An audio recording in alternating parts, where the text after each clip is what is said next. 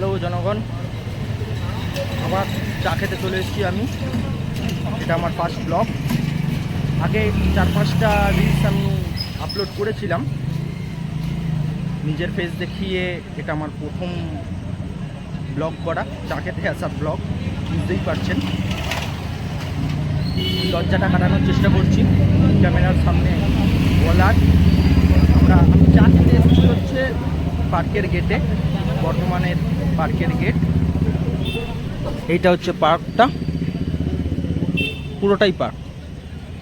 এখানে এটা দিয়ে চলে যাচ্ছে ইউনিভার্সিটির রোড। এটা হচ্ছে ইউনিভার্সিটির রোড, আর এটা যাচ্ছে বিসি রোডের মুখে, শুলিপুকুরের পার।